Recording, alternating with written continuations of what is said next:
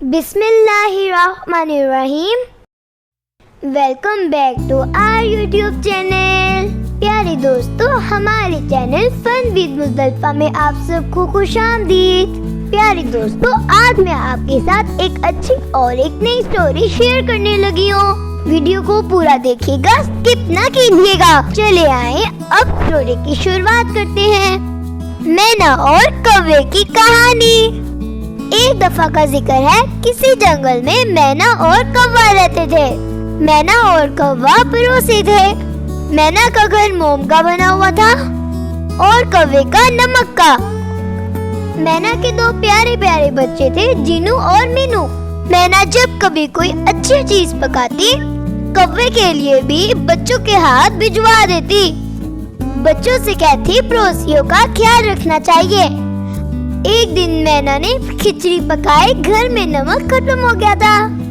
बच्चों ने कहा, हम कौवा मामू से नमक ले आते हैं, फीकी खिचड़ी खाई नहीं जा रही। बच्चों ने दरवाजा खटखटाया। कौवे ने पूछा, कौन है? बच्चों ने कहा, कौवा मामू सलाम, हम जीनू और मीनू हैं, थोड़ा सा नमक दे दे, खिचड़ी में डालना है। कौवा न जाने क्यों गुस्से में था। कौवा चिल्लाया, काय भागो यहाँ से, मैं अपना घर तोड़ दूं। क्या मैं अपना दरवाजा तोड़ डालूं? उसी रात खूब बारिश हुई। कौवे का घर नमक का था, वो बह गया। बारिश और हवा से कौवे को बहुत सर्दी लगी। मुश्किल से उड़कर मैना के घर आया।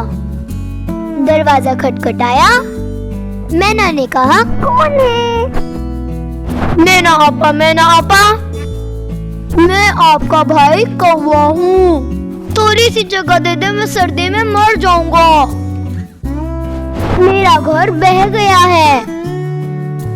मैना ने दरवाजा खोला और कहने लगी, अंदर आ जाओ भाई और गोदाम में जाकर सो जाओ। कौवा खुशी से उछलता हुआ गोदाम में चला गया। गोदाम में चने और चावल की बोरियां भरी रखी थी। मैना ने इन्हें बड़ी मेहनत से जमा किया था। कौवे का दिल ललचाया।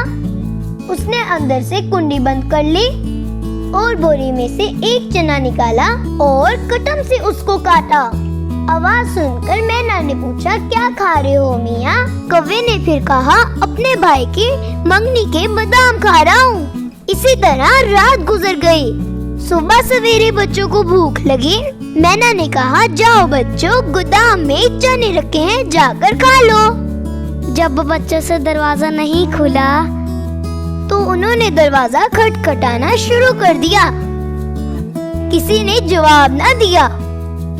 मैना ने जोर से दरवाजा धक्का देकर खोला।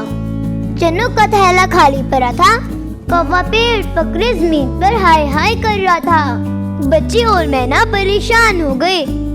डॉक्टर तोता को बुला लाए, जिसका दवाखाना 2-4 दरख्त छोड़कर ही था। डॉक्टर पैरट ने एक बड़ा सा इंजेक्शन निकाला। कौवे ने जब इंजेक्शन की मोटी सुई देखी तो दर्द भूल बाल बाग खड़ा हुआ। कौवा बाद में बहुत शर्मिंदा हुआ। इसने मैना और उसके बच्चों से माफी मांगी। अब वो मैना का अच्छा पड़ोसी बन गया है। हमें किसी के भी एतमाद को ठेस नहीं पहुंचानी चाहिए। प्यारे दोस्तों, कैसी लगी आपको मेरी याद की स्टोरी? अपना फीडबैक कमेंट में जरूर बताइएगा। मजीद नई अपडेट्स के लिए हमारे चैनल को सब्सक्राइब कर दें और बेल आइकन को प्रेस करना ना भूलिएगा। Thanks for watching. Bye bye.